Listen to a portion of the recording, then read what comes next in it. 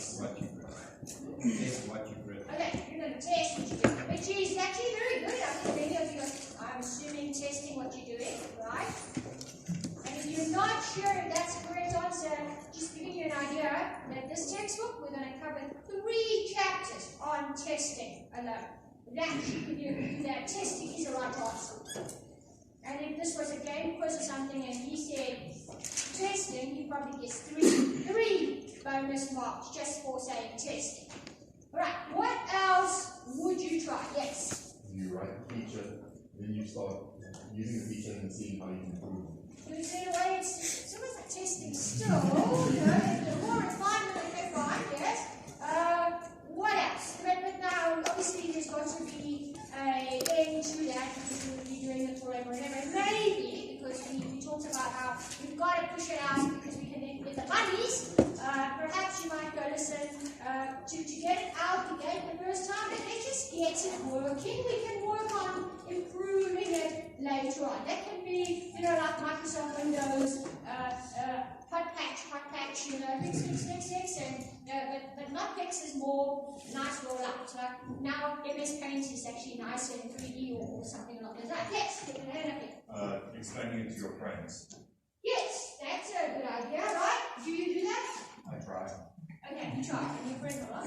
Okay, anybody else try something? So we were testing your books, so please don't give me a variation of testing. Okay? So you've already got your bonus remarks. Okay, alright. Yes, what else do you do? Make it more user-friendly. Okay, make it more user-friendly. Now, how would you know that it's more user-friendly? Well, according to you? No, first of all, you know, the main obvious things would be the colors, the color of the background and the color of the text. Yeah, but how do you know that's correct? Are you qualified to do that? No. No, then how do you know it's good? You can. No. The reason why I'm asking you these questions actually is good. I've been having this discussion because one of the later chapters actually talks about that. Okay, so that's why I'm asking you. I'm throwing you like I'm not trying to put you down. I'm actually throwing questions back at you so that hopefully the rest of the class thinks about this. Okay, all right. So you're not an expert in color theory or whatever, but you probably read it on the internet and you saw that gold and yellow only work if it's on a Springbok jersey, right? Not anything else. Okay, but yes, what would you do? What I'll do is I'll select like a few people just to test it out, like random people who are not experienced who are in the IT field, people who have an open view, for example. Just tell me the honest opinion on how it works from that perspective. Alright, so there's that as well. So you're asking other people, like please play with it and tell us what you think of it. Okay, that's one of the things we were discussing one of our days. So just to give you an idea, look, did you peek your head in the textbook? No. Okay, you peek your head in the textbook? No, you can tell what we are. 3 chapters. Did you peek your head in the textbook? Did you peek your head in the textbook? Did anyone peek your head in the textbook? No, obviously, because you're not nerds. You're not going to read it. Okay, fine. So in other words, nobody attempted to cheat by peeking your head in the textbook yet. You were able to give me these things, and I can assure you now everything that everyone has said so far features somewhere in your textbook later down the line. And the reason why I want to bring this up is because I told you at the very first lecture that I had that this isn't about reading through this textbook and memorizing things. Because at the end of the day, you can find a lot of these answers on the internet. But it's about applying them. Being able to apply it regardless of what situation or scenario I throw at you. Alright. So, yes, we've got a few that we've discussed now. Any other possibilities? Okay, yes. Performance, showing the run straight.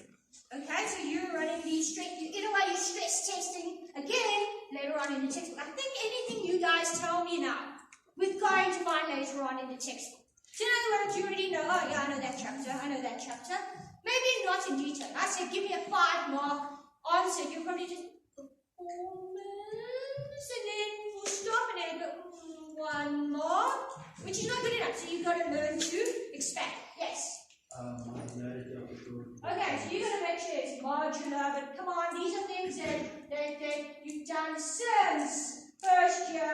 Let's not beat around the bush here. Let's talk about proper quality practices. Okay? So I'm assuming that because you know how to program and you will program modularly, you design in a modular way, you are doing that. But beyond that, beyond writing the code and making sure it's modular, what else can you do to ensure quality?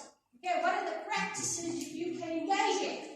Now, testing, which is very generic thing. Okay? What else can you do? Yes. Ask your customer. Ask your customers, which in a way is similar to what he said there, which was get people to test it, but yes, you can ask your customers. So let's not have variations of asking a customer. Okay, better not be variation. Have code reviews with you. So before you push the code, before it is published into the final product, have two members of the team review the actual code and keep their comments. Review. So you get away with this shit because, as we said, the current chapter is about reviews.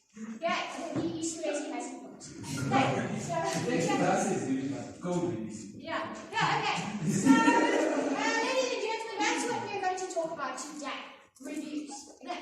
Now, yes, the whole point is about reviewing your code. Yeah, reviewing your work. It's not just code, it's reviewing your work. Think of your first semester when you were busy doing your design and your code review. Right? Let's be honest now.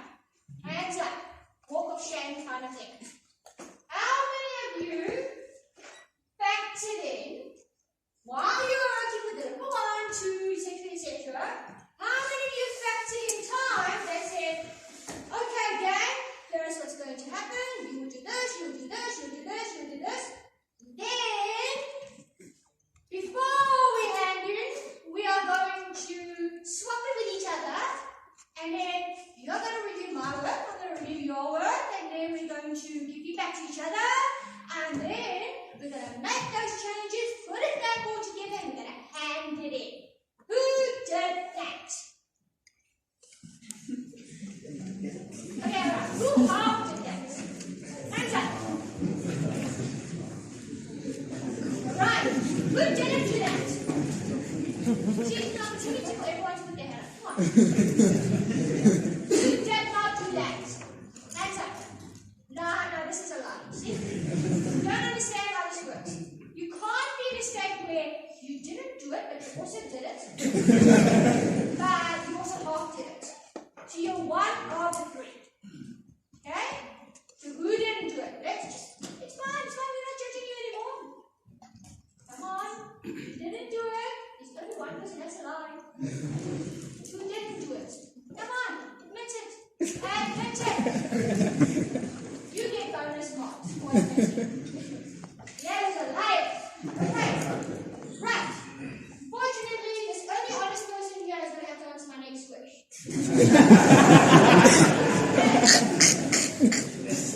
Why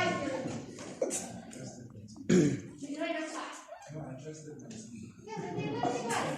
Would that be what the possibility that maybe time? Yeah, those of you who are not didn't do it. Oh, I'm trying to get someone who's going to admit that there wasn't enough time. Okay. Who didn't do it? Who didn't do it? Okay, let's go. Who didn't do it and your excuse is there wasn't time? Still nobody wants to do it. So we're like, no, I don't want people to know that I didn't do it. Okay, fine. Apparently this class is full of people who did it, kind of did it, but nobody did not do it. And if they didn't do it, if they did not do it, it wasn't because there wasn't time. Okay, but let's hypothetically speaking, let's say the whole class didn't do it.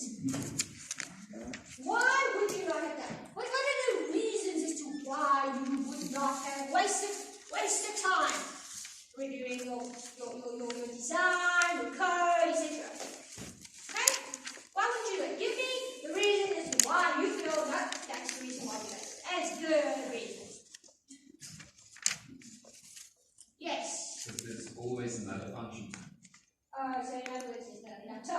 Yeah. Okay. Alright, yes. If it's not broken, don't fix it. It's not broken, don't fix it, yes.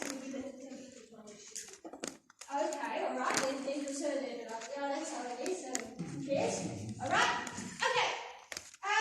If you were hypothetically, to do it, because now in this chapter we're telling you that one way to ensure quality is to do it via reviews. So you can reviews good sold on this. So I'm telling you, hey, the way to introduce quality into your projects is if you do what I just told you. Reviews, as in give your work to someone else, and in a way, you mentioning, you explaining to a friend is a form of a review, alright? How often did you do that? Well, you tried, but yeah. By a friend, I mean my team. Yes, your team, yes. We do it quite often. You did it quite often, alright? Why did you do it? Okay, so these people don't want to answer. Well, normally it was when I in an error, so I would like show them that this is what I've worked on so far, this is how it works, this is how it operates, here's where it's breaking, what am I doing wrong? Okay, so you normally only did it if there was an error, because you also mentioned it, if it wasn't broken, you're not gonna try anything. Just leave it there. It's working. Step away from it. Leave it there. Fingers crossed. And Alpha, please don't break. Beta, please don't break. Fine, please don't break. And then afterwards, if you don't care, you can break whatever you want.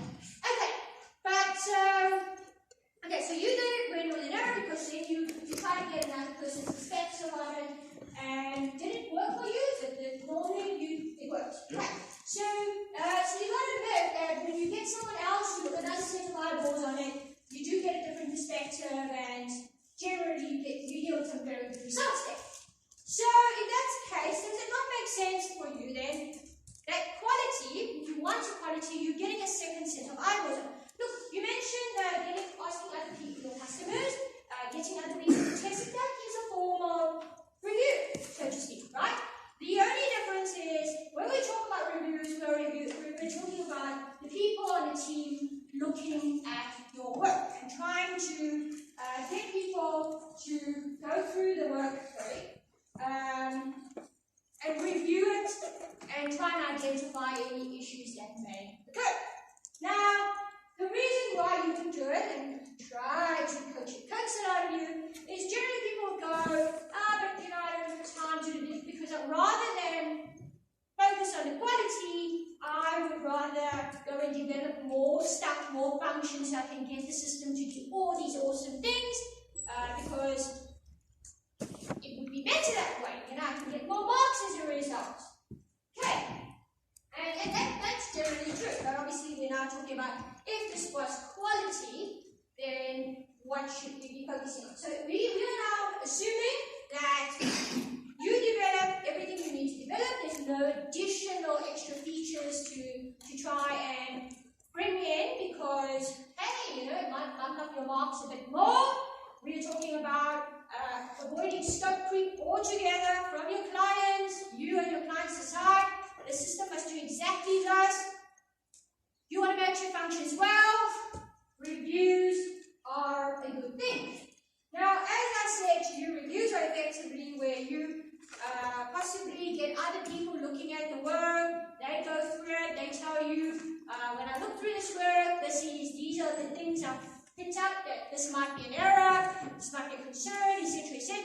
So this is not the same as testing. It's more reviewing the work, okay? And again, not just code, it can be your design documents and so on. And the whole point of that is, if they pick up these errors, there's a discussion afterwards where the team meets up and they say, here are all the errors we found, and the team then discusses whether or not these are indeed issues that need to be fixed, and if so, how do we fix it, and so on. Right, and that makes sense, but again, all of you are sitting here thinking, time, I don't have time for this. Also, you might think, but isn't that a lot of effort? And wait, why must I do that? I'm an agile team. We don't do this. Okay? Is that the right word? You go, I'm agile, I don't need to do this. Does agile mean that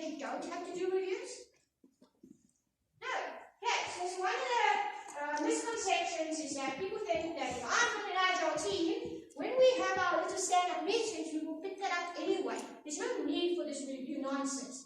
And that is horribly, horribly untrue. Reviews are a good approach of ensuring quality. And there's a number of reasons why, other than someone looking at your code and making sure that and trying to pick up if there are errors or not. Okay. Alright. If you look at chapter 16, maybe I'll make this here.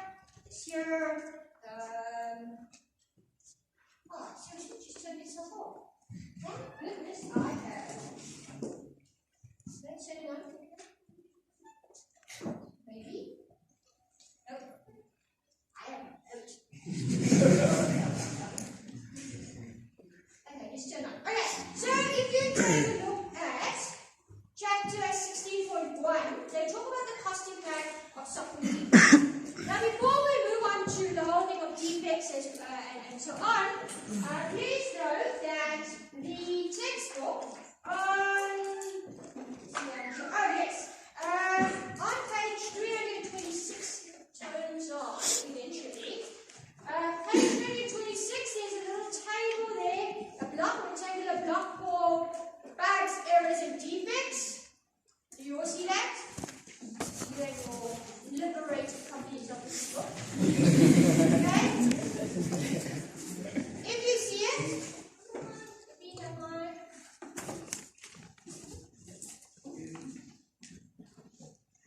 okay, but it says bugs, errors, and defects, and there we go. Okay, you all see that? Please read through this.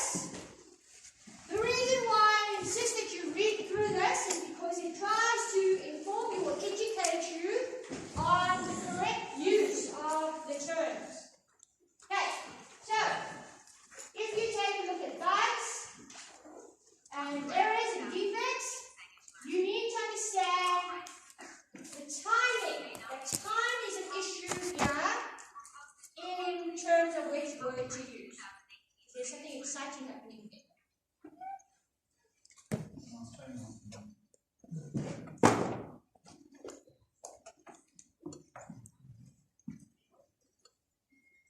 Yeah. So, if you take a look at this, an error, so over there, an error is a quality problem found before the software is released. Alright? Whereas a defect is found only after the software has been released. Alright? Make sure you know the difference between the two. So an error, you pick up and you go, oh, there's an error. You're going to fix that error now. But the minute you push that software out to the great open public or wherever your clients are and they start using it and they find an issue with the code, then it is a defect. Alright. And please use these words correctly, because in your answers in your semester test, if you use the words interchangeably, it will be wrong and we will not mark it correctly. And you can't go, oh, don't be a grammar Nazi, don't be a word Nazi. English is not my first language. How dare you? I am giving you a warning now, and I'm only asking you one simple task besides learning, studying the work. Please make sure you use the terms correctly. Okay, you are a software engineer, at least you're studying towards becoming a software engineer. Have the decency to at least know the difference between an error and a defect. Right, so you might be wondering, well then, what is so important about doing reviews? Can I not just, and you know this, Microsoft does it all the time, big companies do it all the time. They push out software, there's plenty of defects in there. You also say error. Many people also say error. But we're software engineers, right words. Okay? You go, oh no, it broke. And then what does Microsoft or whatever other companies go? Oopsie, we'll release something to fix it eventually. Right? And if it's serious, then they go crack, they don't crack the work, and then they somehow magically get something out of it like that. You can apply this to fix it. Right? That's what happens. So you're wondering, if that's the case, why should I be so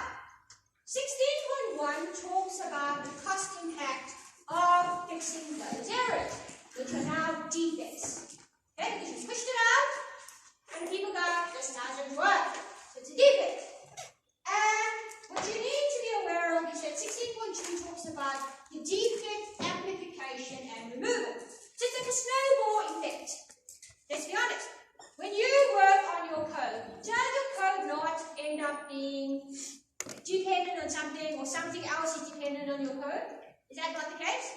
So what do you think is going to happen? The issue amplifies itself. So you might go, oh, it's just a small little thing here. I'll get back to it later, then you forget. But it turns out that when you develop the other components, they are reliant on this component of yours. And so what may likely happen is you go, no, I'll go back to here and I'll fix this. So when you finally go back to it and you fix it, what happens then? It breaks everything else that's reliant on it because it doesn't function the way it used to. You know this. Okay, who experienced that? A minute, hands up. Yeah, see, look around. There's quite a few people. You might go, statistically speaking, I'm okay. No, you're not okay. It's going to happen. Alright. So, please make sure that for reading review purposes, just to get a background, read up about 16.1 in terms of the cost impact, and then make sure you understand the concept of defect amplification. Alright? And I believe in the first semester, Mr. Woodley was supposed to have introduced the concept of technical debt to you. Who remembers? No? Yes? Come on. Anyone? Technical debt? Okay, so technical debt is pretty much where you put off. You know, you put off what you're supposed to fix now, you go, later. And then that just grows. Very much like in real life, you owe people money, like the bank. You go, okay, you do realize the banks are horrible. They go, no, we'll lend you money, and you're like, such a small amount. And then you end up paying, because of the interest and whatever, you're going to end up paying, could be 100 times what you owe. So if you borrowed $100, you might end up having to pay $100 back to the bank, or even worse, $150. Okay, that's the whole idea of technical debt as well.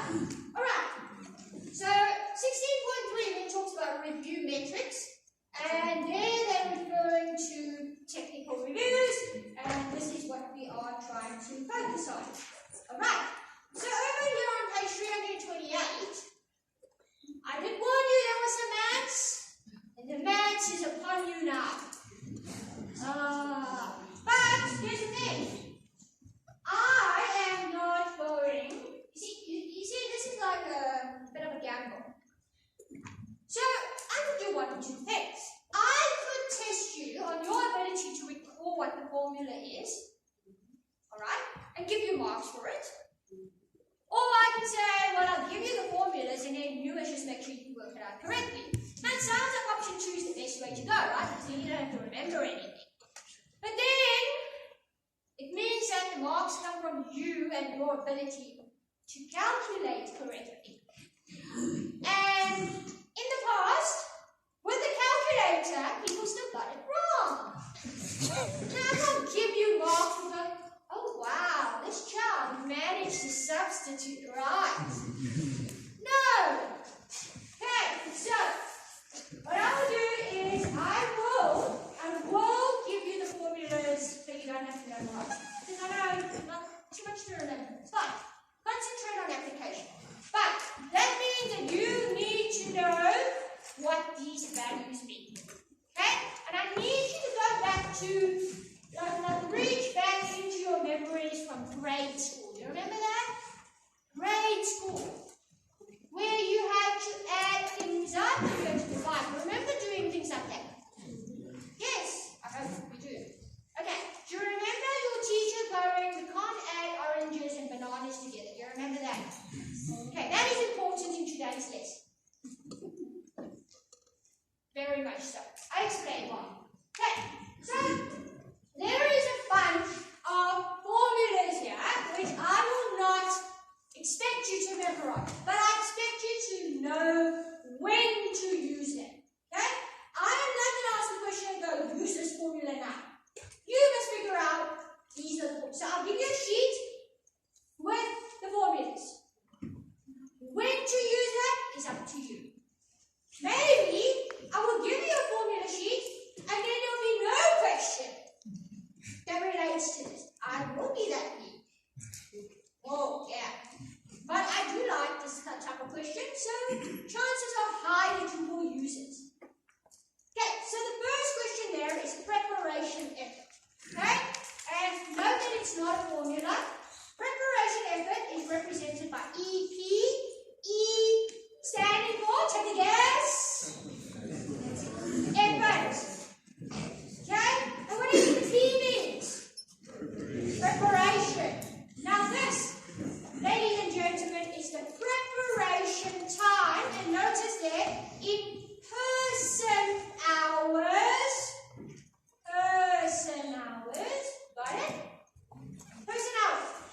So here's the question. What's the difference between person hour and hour? Who wants to guess? No, you've got 3 on this box already. Stop it. No, you answered already. Someone else. Come on, guess. Take a guess. Okay, person hour. What do you think the difference between person hour and hour is? Person hour is the individual, each individual and not and ours is the total. Perfect answer. Did you study business management or some businessy thing? No. No, how do you know? You cheated. How do you know that? You just do. Oh no, she used the common sense.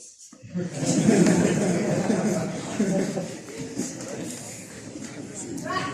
Yeah, she's absolutely spot on. Person hours is the, pay attention, she's going to pass it, you're going to fail it. Okay. Person hours refers to the total amount of hours that the people involved in the project spend. Okay? So, to give you an example, these 4 gentlemen here worked on something for an hour. Okay? How many hours were spent? 1 hour. How many person hours were spent? 4 hours, because there's 4 of them. 4. 1 hour, you spend 1 hour, you spend 1 hour, you spend 1 hour, you spend 1 hour. Do you understand this? Write it down. Somewhere. I don't have to tell you when to write down notes, but we have to do it here. Okay, so preparation effort, please note, is the amount of person hours that goes into preparing for the technical review itself. Right, and you're like, what technical review are we talking about?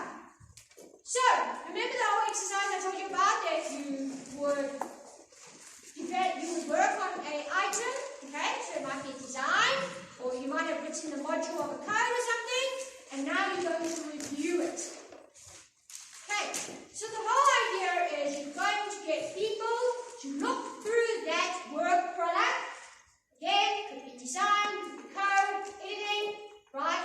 And it's homework, effectively. So you go and you say, all right, the 4 of you, we have decided that we're going to work through a UML class diagram document for your mobile subsystem, let's say, with the 4 of you in a team. Then what you do is for homework. Okay? You then go off. You all go off and you prepare for the technical review meeting. Okay, so it's not the meeting itself, it is the preparation. So all of you will then go off and you will go study the code, and then you will identify the issues that you picked up in your code. So all of you do it separately, alright? And then that is the preparation effort. So I'll ask you, how much time did you spend on it? 3 hours, okay. And you? 3.5. 3.5? So he's just like going, asking more. Okay, you? 1 hour? 2 hours. Okay, so the 2 of you, by the way, maybe these people cheated, but I don't think so. These 2 are on the right track. These 2, no. And you're like, what did they do wrong? They spent more time on it. Exactly. Okay. We'll talk about that just now. Alright. Okay. So don't go back. I am just, hopefully the class is benefiting from your exam. Okay. That is the preparation effort. Okay, so how do we get the preparation effort from this exercise? We take 3, that's 3.5, that's... Yeah, well, we take all 4 of them. Okay, right there, and we add up get the total preparation effort. Does this make sense? And that is how you get the preparation effort. All following? You all going to pass this question? You're going to get 100 except, your inability to add, even with a calculator. Right? Yes, you're allowed a calculator in your semester test and in your exam for Informatics 3. Yes.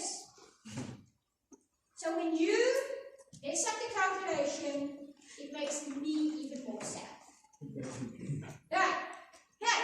The next one is the assessment effort, which is E with A. Okay? A standing for assessment. And this is the effort, again in person hours, that is expended during the actual review. So in other words, they went off, they did their own thing, now they're going to meet up for this meeting, the actual review, and we're now going through the review.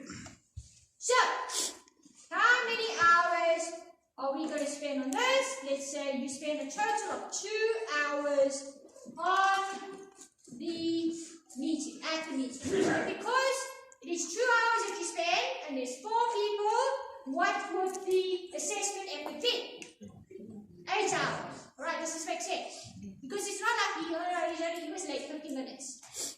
Well, maybe we do, but let's not go there. I won't be that complicated. Okay, so you understand how assessment effort works. Okay. Right, the next one is the rework effort, which is ER. Now, ER is the effort again in person hours that is dedicated to the correction of those errors uncovered during the review. So, during the actual review, the 4 of them sit together and they discuss all the errors they uncovered. Okay, now, chances are each of these 4 gentlemen will have different results. Does this make sense? Because each of them went off and they did their own review. And now they sit down at the table and they go, as we go through this work, unit, you go, hey, stop. So what happens is when we go through it, let's say it's code. We're going to scroll, we're going to go to the top and we're going to scroll down, and as we scroll down through the code, you might go stop, I go yes, and then you go, I notice this line of code doesn't work. And then maybe you go, yeah, I agree, that's not going to work. Does this make sense? And then we go, and then you might have a little discussion, and you go, is this really an error? Yes. Okay, this is definitely an error, so we identified it as an error, and we're going to have to rework, we're going to fix it. Okay, and then we continue, and we do it for the whole unit, and everyone goes through the errors, and maybe some of them is a little bit trigger happy, so he spent 3.5 hours, he went and he scrutinized everything, and he said, don't like, no, actually I was over enthusiastic, that's okay, it's not an error. Right, or he goes, I didn't like that it's blue, and then the 3 of them go, shut up, it's okay being blue, and I'm like, okay, fine. Alright, does this make sense? So, the rework effort is effectively the person hours that is dedicated to correcting those errors that they uncover. But, how do you then figure out what the rework effort is? We'll talk about that just now. Then there's a review effort, okay? Because review and rework are 2 different. So, rework is just ER, whereas review effort is E, and then they go, oh, R is taken, so they put in review. And that represents the sum of effort measures for reviews. E review is equal to EP plus EA plus ER. But that makes sense, right? It does, because we are talking about the total person hours that was thrown all together in going through this review, which includes preparation for the review, the actual review itself, and then the time it takes for you to fix all those issues. Now, this sounds like a lot of time. It's very labor intensive. Okay? And you might go, is it worth it? Think back to the defect amplification issue, and the answer is yes. Alright, I know you don't do it today in Informatics 3. I know, it's not enough time. But you should. I'm just saying you should. I'm not going to tell you now everyone do it, and then next week at Alpha, your excuse is then, Prof. Lynn told us to review our work, and so we couldn't get to the actual coding. I will not take responsibility for your failures. Okay.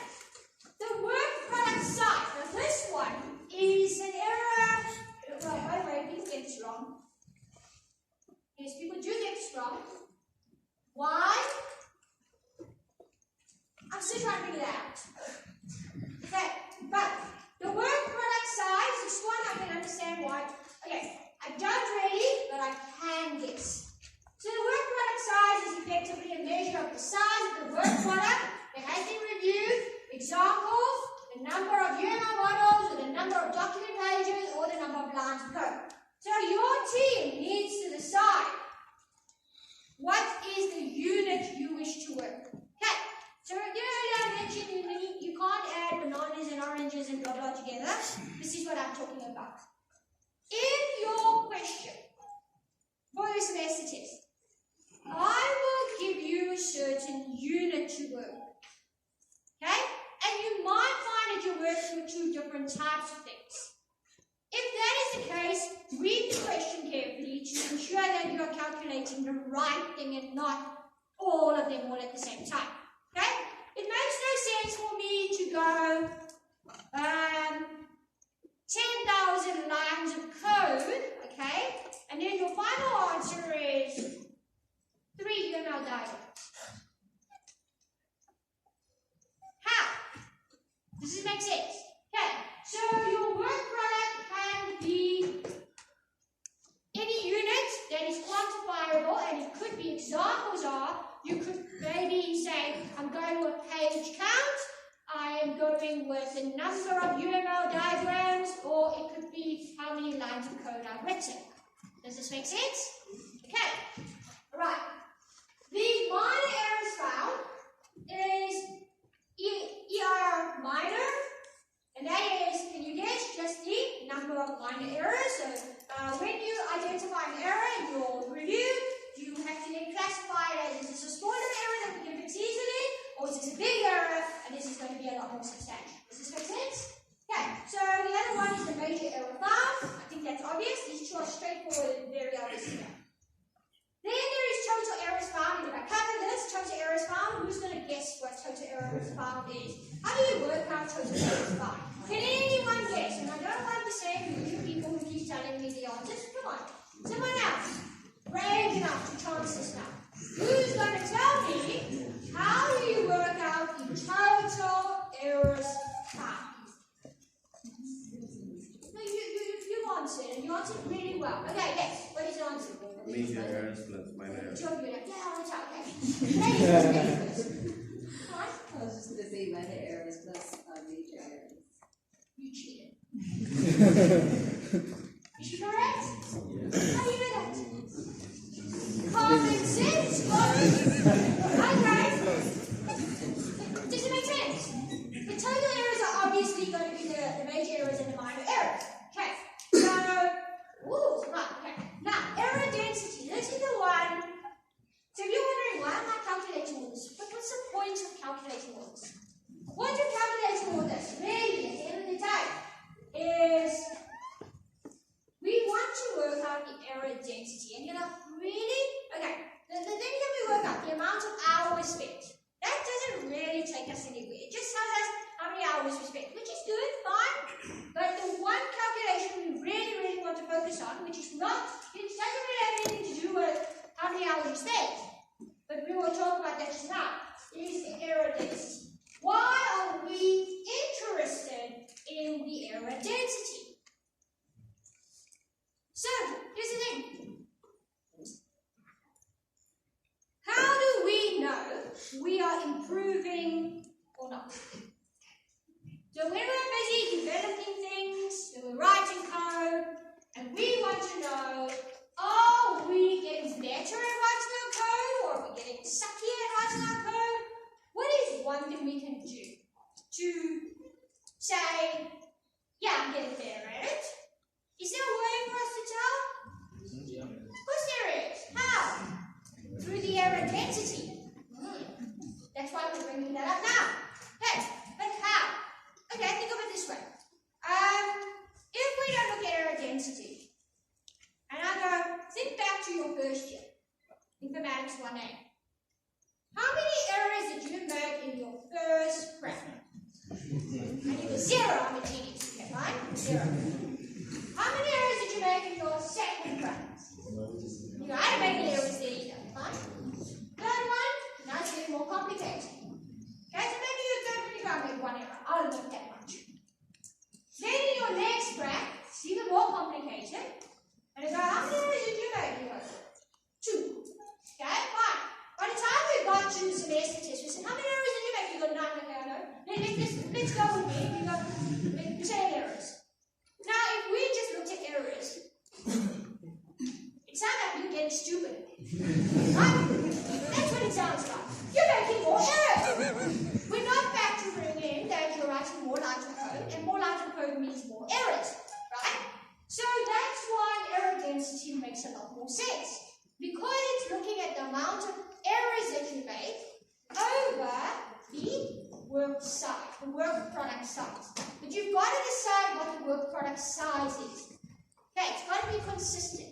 Because if I go and I say, so previously, and this is the whole point of this work product error density is so that you can compare your previous job or whatever with your current project, whatever you're working on.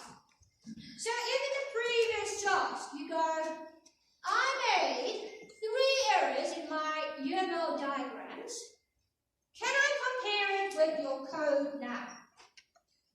So in other words, you go, my error density is 0.6 per line of code. Does that track? No. So that's that whole oranges and bananas thing I was talking about earlier. Yet, in the past, I've had people answer and give me that's exactly. That somehow I wasn't even asking about UML plus diagrams, but they will talk about UML plus diagrams error density. Okay. Are you all comfortable with the formulas I've given you so far? Are you having a okay-ish time? You're sitting here and thinking, this isn't bad. Right. Okay.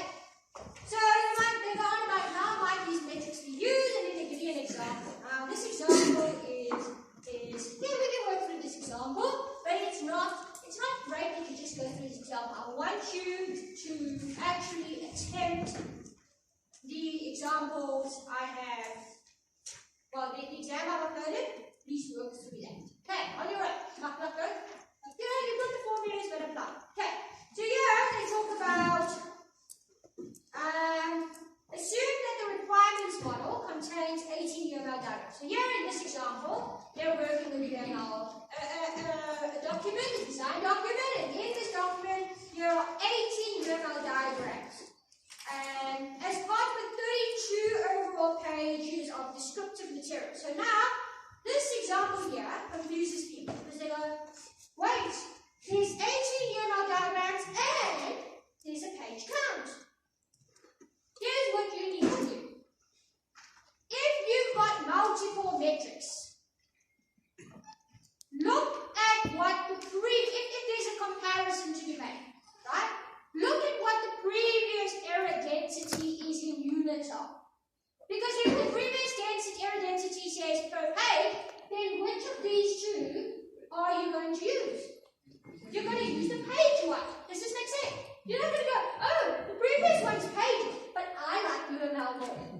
Or you go, well, I know math so good, so I'm going to use 18. Because 18 I can manage, 32 I can't.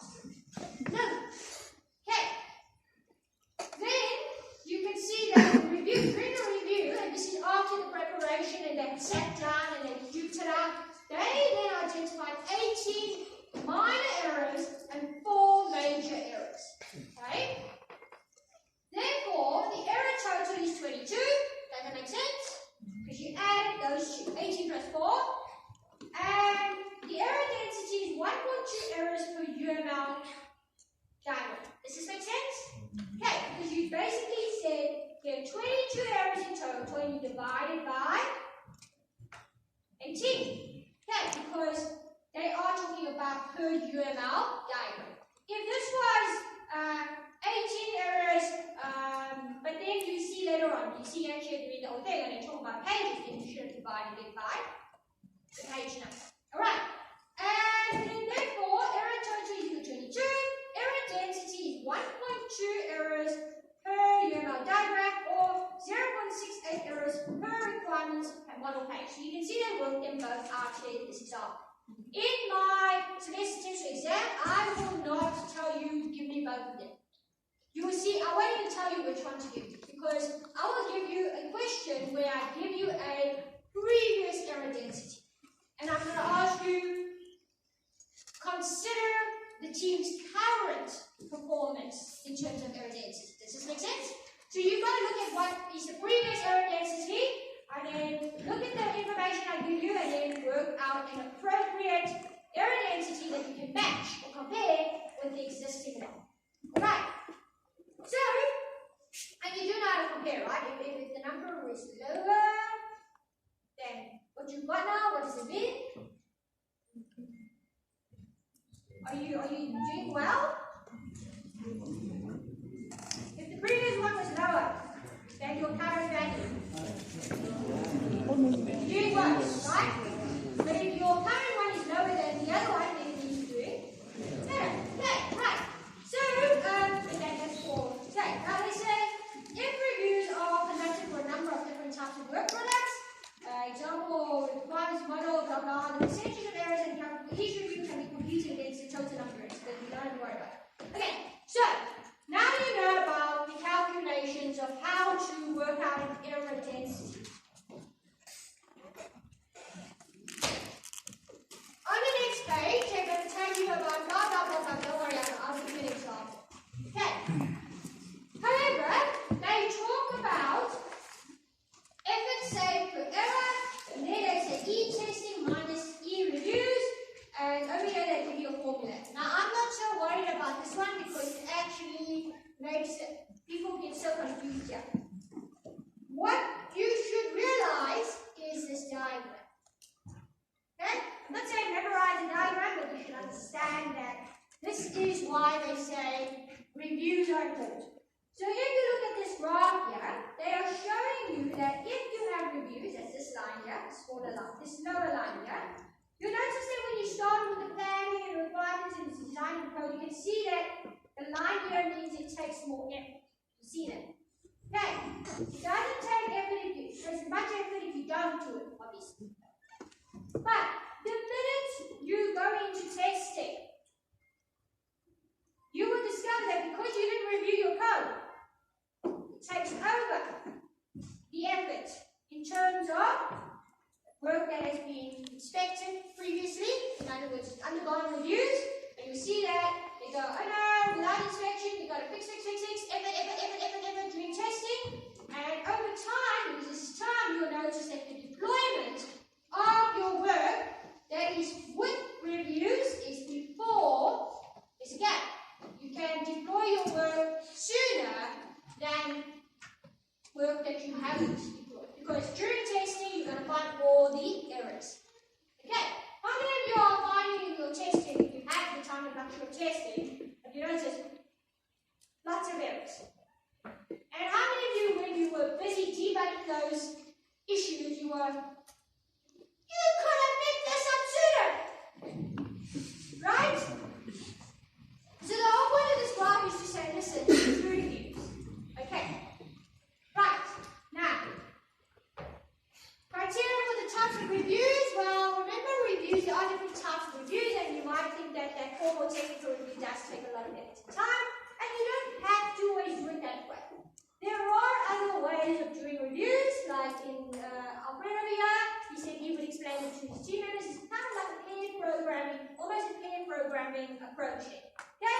So it can be informal, it doesn't have to be a rigid approach where you sit and you document everything, but there are benefits to documenting this. Alright, and so you read through the criteria, they will talk about which occasion is more suitable for what type of review, and that's why you've got also a discussion on informal reviews here. So informal reviews is example, a simple desk check or even a casual meeting. How many of you were engaging in some sort of casual review? Okay, a number of you. Well, not enough, but okay, it's good that you're doing some form of review. It's better than nothing. Alright? And then your formal technical review is the one that we talked about, that whole setting and arrangement. And here are some suggestions. When I say suggestions, you need to, so for your study purposes, you need to know these. Okay? And I'm not saying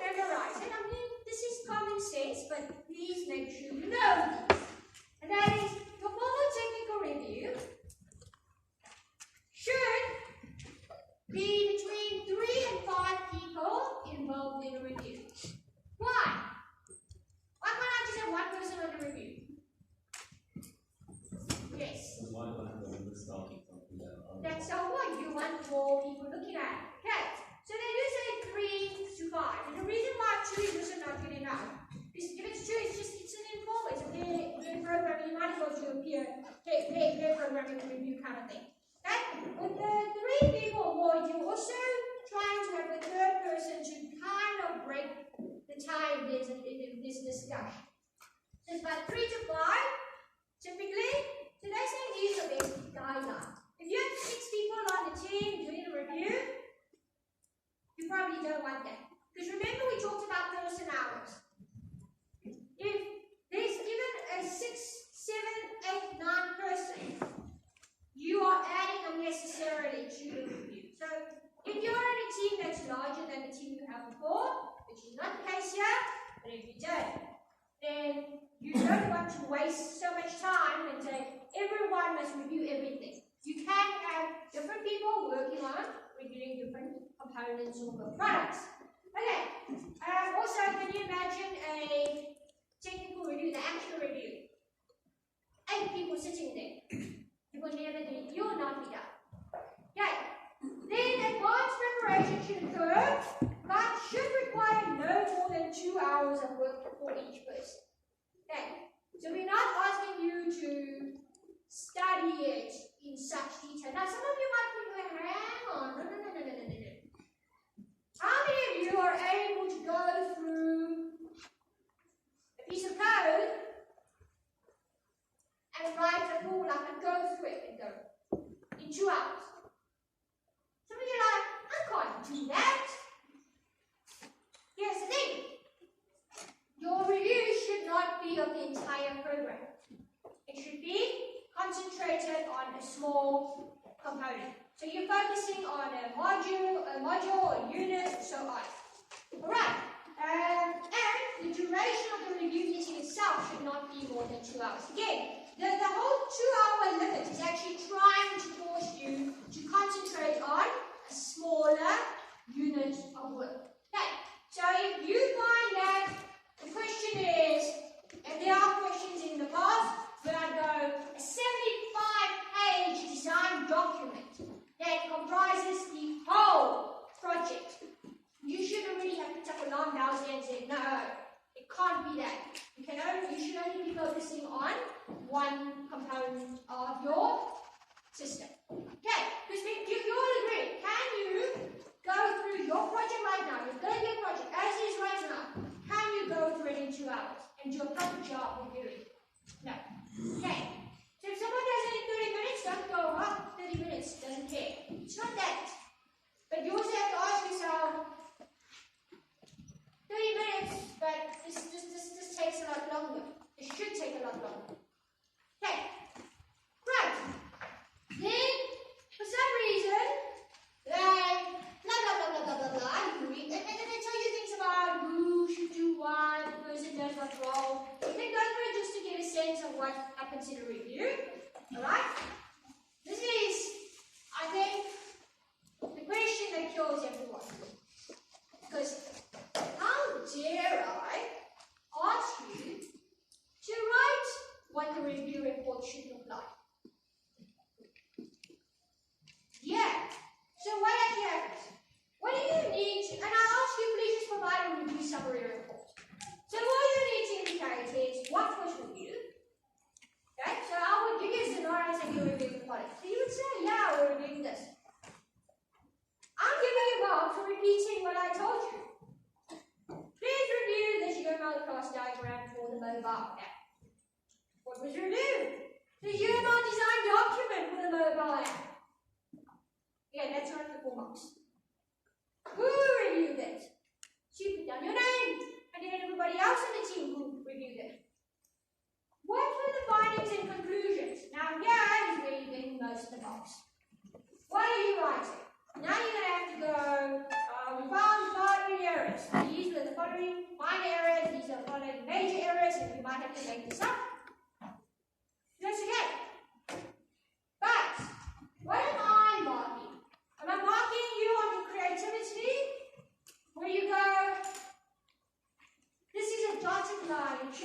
dotted line, you press solid line.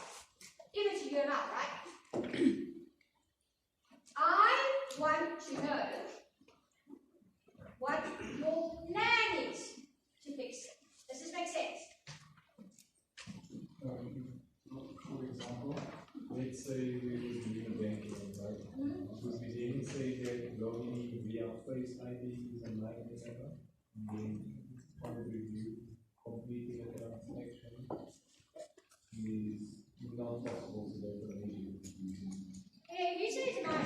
So when you say there's an error with the face logic, you have to try to be a little bit more descriptive than that. But what I want to know with the conclusion is to go, okay, this is a minor error because so and so. I want to know the why. And then you also want to have a game plan of how you want to fix it. So that's why you do need to, don't come up with these very horrible design. You're digging your own grave, but you go, there is a major error, this doesn't work, and I go, right, give me details of how you're going to fix it, and then now you're going to end up writing an essay of exactly how to fix it. Keep it short and simple, but here's the thing. So let's say the four gentlemen here go, we found an error, we're going to write this down, but let's take this as an issue. And then, we're going to fix it this way, okay, and then, who's going to fix it? You understand? It's an accountability. We're going to assign it to whoever to fix it, and then, how do we check that this person has fixed it? You have to, in your review, indicate, once this has been fixed, who else is going to check that it has been fixed, and who's going to sign off on it being fixed. Does this make sense? Okay, now you're like, this is a lot of documentation, but why do we need something like this? Why do we need to document and record these kinds of things? Because, like we said earlier, when we do things and we want to know, are we improving or are we regressing? The only way for us to know how or where is if we have previous data to compare with. So if you record this kind of information down, then you can use it for your next project. It can also give a very good estimate. So all of you worked on your third-year projects, and up to now, you are up to a certain point. If we were to put you on a similar project, would you all be in a better position to give me a more accurate estimation of how long it would take for you to do the work? You would. But prior to that, did any of you at the beginning of the year figure, oh yeah, this is going to take 2 weeks? And were you accurate? Who was accurate? Who in their team said, listen you guys, this is going to take 2 weeks, and in 2 weeks you went, yeah, done. Now, who of you were under? Like in other words, how many of you are like, it's going to take 2 weeks, and meanwhile, it's like, took 1 week only. How many of you underestimate?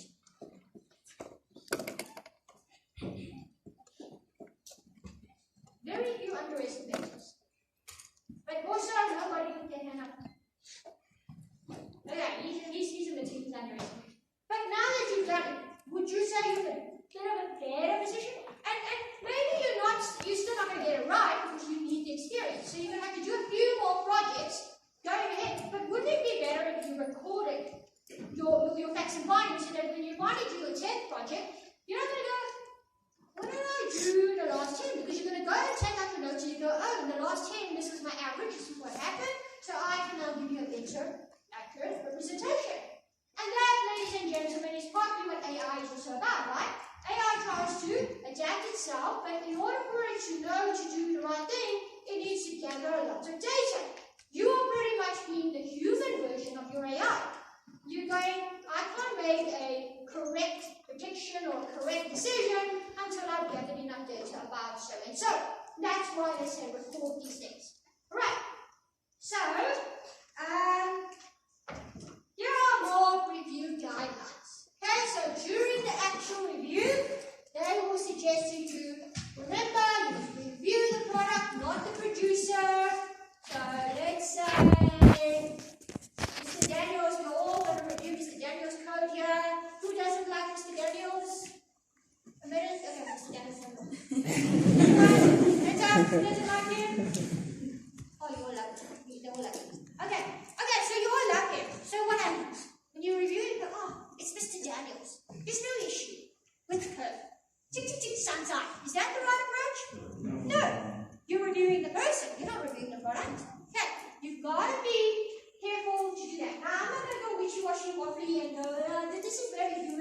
waffy. Read through this, make sure you understand. Okay? Set an agenda and maintain it. So these are just examples of how you keep them on track. So in other words, these are rules, these are guidelines of how to ensure that your review sticks to the 2-hour limit. Right, so limit debate and rebuttal. So don't go, no, yes, no. Guys, okay? Because it could go on and on. Enunciate problem areas, but don't attempt to solve every problem note. Okay, so just I think we could do that. Okay, write it out. Take written notes. Limit the number of participants and insist upon advanced preparation. Remember, you have to prepare. Okay, 2 are better than 1, but 14 are not necessarily better than 4. Keep the number of people involved to the necessary minimum. Try to keep it to the minimum. Don't just go, everyone's going to kumbaya and hold hands. Okay? However, all review team members must prepare in advance, develop a checklist, allocate resources, and schedule time for all the MTRs. So in other words, you haven't done it, it's not going to happen. But in an ideal world, in my semester test, that's what you will do. You will consider that in your planning of the projects. Right. Then there's also conduct meaningful training for all reviewers and review your early reviews. So go back and look at what happened.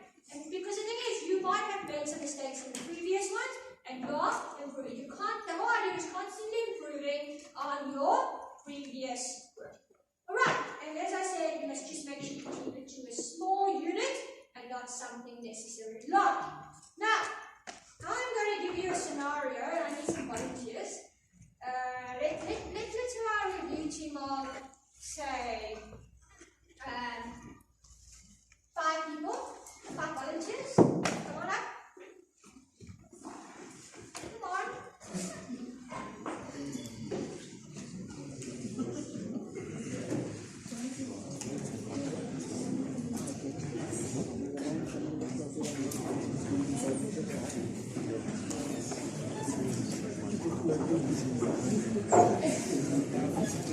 Okay, I will work with the 4 here, since you are not volunteering. Okay, alright. Okay, so what we're going to do is these 4 gentlemen, once Mr. Patel can come through, they are going to face you for now, alright? And what I will do is I will throw up on the board here just to give a description of the kind of person this person is, alright, personality-wise. Okay, so only the person that is playing that role, so everyone is facing this way, you can't see, okay? Alright, okay, so we are going to, the class will know what kind of a person they are, right? Okay, and then the others must not know, so don't peek. Okay, Mr. Rima, you can, you can, no, you're not Mr. Rima. He's not. Please turn around and okay, you look, the whole class will look and you'll see what kind of person you are, okay? So, you are, you know what I mean, you've got that kind of a personality, alright? Okay, got it, that's you. Okay. Erase that. Okay. Next. Okay, you okay, let's go check the run. Okay, let's see.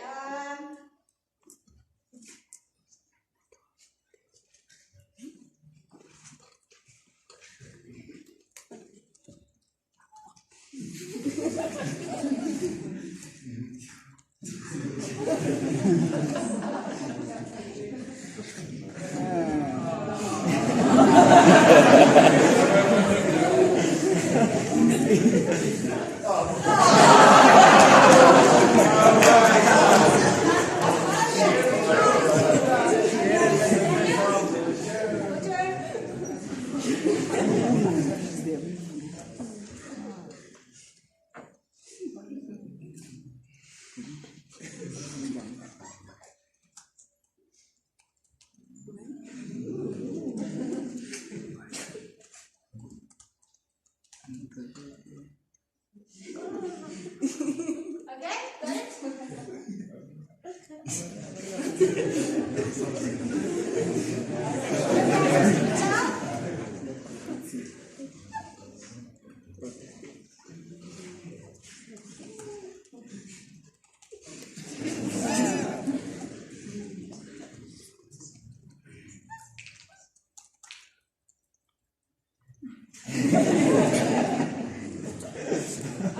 got it. Okay, so the four of them are now going to do the review. They sit down, they look it off, and they give them a piece of work that they have to review. What shall they review? Did you hear my class diagram?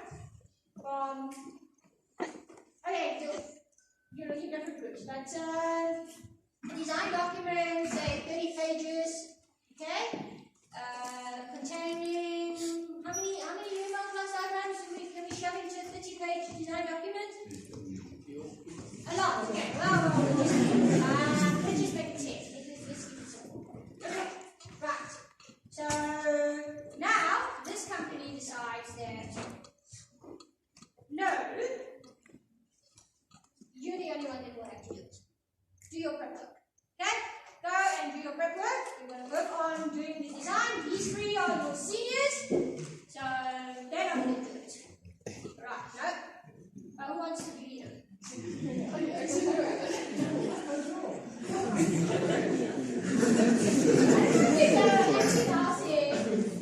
I'm the leader! You want to go? Okay, alright, fine. He's going to be the leader. Okay, so Mr. Daniels is now done his work. Okay, so you guys have pass the errors, right? Now we're going to you're going to report on errors and pass, okay? So you've gone through the document, and what he's doing, remember, the whole point is, okay, page 1, you're going to go through it, page 1. Okay, page 1, do you want to discuss any errors you have discovered? Okay, so in page 1, I figured out that we're not using the actual language that the company set us up to. We have a lot of errors. I don't know if you want to assume everything's right. That's not an error. It's not an error. Okay, so with that being said, there will be a lot of errors. No, it's not an error. Come on, page 2. No. I want to get it. Okay, so on page 2, How about page 4? My one. Yeah. Oh. okay, so on the next journal diagram, what I realized is there is too many fields inside this specific thing that But what about the heading? What's the heading? but the functions won't really relate to the. I think you're just not understanding how the functions work.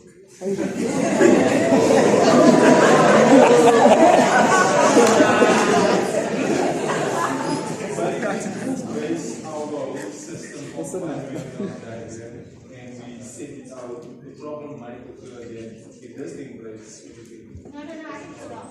You do. What do you know? A lot in one. No. Move on, page 3.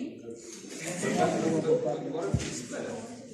If we do split it, I do see that if we modularize it like that, if something breaks here, it might not break there and then we can just work around what's happening. What would be the other heading?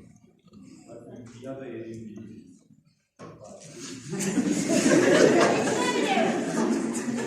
Have you considered the security aspect of this?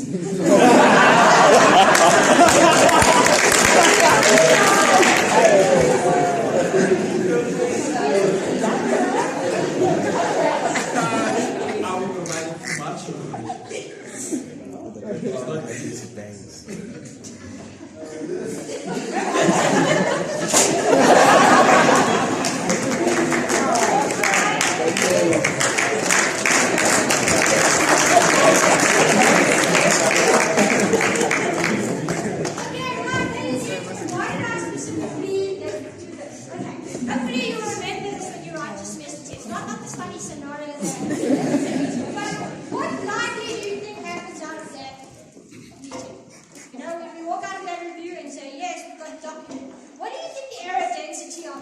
rating will be? It's going to be pretty low, wouldn't it? Because the three of them override the new guy. So you knew. What do you know? So there's not that many errors. Meanwhile, and you might go, but maybe it is actually okay. Maybe he's just the new guy, is being very attentive to detail because he's excited, he looks for everything. That's a possibility. But then you want to compare the team's previous error density and see what is happening. What are the chances that this team's error density, let's say, goes from 0.8, let's say, which is really, really bad, to all of a sudden 0.00001? Is that possible? No. What do you think happens? You're like, no, it does, because they are really, really good at their work. Is that realistic? No. And what do you think will happen if we looked at Mr. Daniel's original list, and he set up all these errors, and he says, according to my identification of errors, I believe the error density would work out to 0.75. What would you say happened then? That he did his job correctly, because 0.75 is pretty close to 0.8. And that means that this team is just performing the same way as historically. Does this make sense? No one's going to U-turn all of a sudden and be amazing at it and suddenly 0 errors almost. This is just a case of them bullying the new guy and going, well, you do all the work, you review it, and then afterwards, which is, by the way, wrong. Because remember, all 4 members need to work on the review, they must contribute, and secondly, when they have these arguments, remember there's debate, but you've got to be careful about who you put in your technical review team. Because if you put the new person in there, there's a chance that the new person, their views get drowned out by more senior people. It's one thing for senior people to say, well, you're wrong, and this is actually a negotiated discussion. But if it's a case of, no, I'm too smart for you, then it defeats the whole purpose of a technical review. Okay? Right, then you'll see that post-mortem evaluation, you can read through that, that's really just background. Agile reviews, I talked about it earlier today. I said just because you're agile does not mean you don't do reviews, they're still an essential part. And then that brings us to the summary. And so Wednesday, what will happen is again working through an exercise with your friends that have been introduced into the group this week.